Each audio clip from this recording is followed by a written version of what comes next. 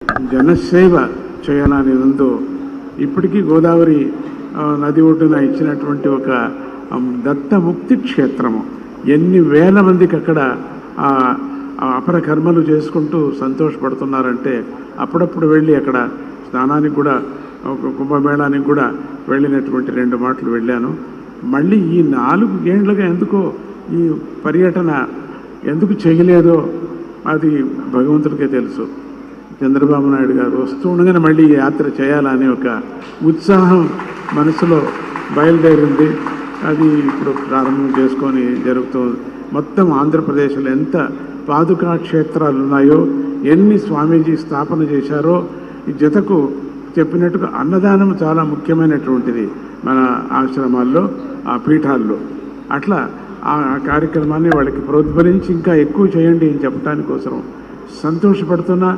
ఆ కృష్ణమ్మ, ఆ కృష్ణవేణి తల్లి అది 2 సంగమం చేసినటువంటి సందర్భంలో కూడా స్వామీజీ వెళ్ళారు. భగీరథుడయ్యా నువ్వు అని కూడా చెప్పటం జరిగింది అక్కడ వెళ్ళి స్వామీజీ. ఇప్పటికీ కూడా అది మర్చిపోలేను అటువంటి సభ, ఆ కృష్ణానది ఒడ్డు దగ్గర జరిగినటువంటి సభ. అట్లనే మళ్ళీ పరమాత్ముడు మళ్ళీ ఆ మంచి కర్మయోగిని మళ్ళీ మనకు తీసుకొచ్చి ఇచ్చారు. చంద్రబాబు నాయుడు గారు మంచి కర్మయోగి. ఆయన ఏమేమి సంకల్పించారో, భగవంతుడు అమ్మవారు ఆయనతో ఏమేమి చేయించాలనుకుందో నిర్విఘ్నంగా జన సహకారముతో, పరమాత్ముడి యొక్క వాతావరణ సహకారంతో అన్నీ చెయ్యని అని చెప్పేసి ఈ సర్కార్కి మంచి భవిష్యత్తు ముందు ఉండాలని చెప్పేసి స్వర్ణాంధ్రగా మళ్ళీ నేను అనుకోవాలా అనేటువంటి మనస్సులో నేను సంకల్పం చేస్తున్నాను. ఎంత సంతోషమైందో, ఆ సంతోషానికే నేను వయస్సు లెక్క చేయకుండా, ఏమీ లెక్క చేయకుండా పరిగెత్తుకొని వచ్చాను. అన్ని చోట్ల తిరుగుతున్నాను.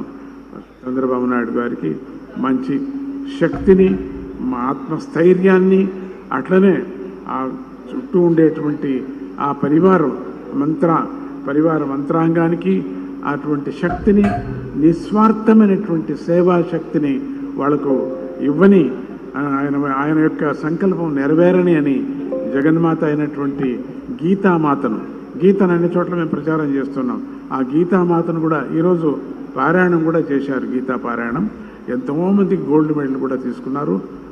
అటువంటి పారాయణం చేసి గీతామాతకు, అట్లనే మరగత రాజరాజేశ్వరి అమ్మవారికి కూడా నేను వేడుకుంటూ సక్సెస్ కానీ, ఆయన యొక్క విచారాన్ని దిగ్విజయం కానీ అని చెప్పి ఆశీర్వాదం చేస్తూ, ఆయన మంత్రాంగానికి, ఆయన యొక్క సర్కారానికి ఈ గవర్నమెంట్ మంచి గవర్నమెంట్గా మనకు ఉండని, స్వర్ణాన్ని మనం చూసేటువంటి యోగం మనకు కలగని. అంటే బంగారు అంటే లక్ష్మి, లక్ష్మి అంటే సుఖం, శాంతి అని అర్థం.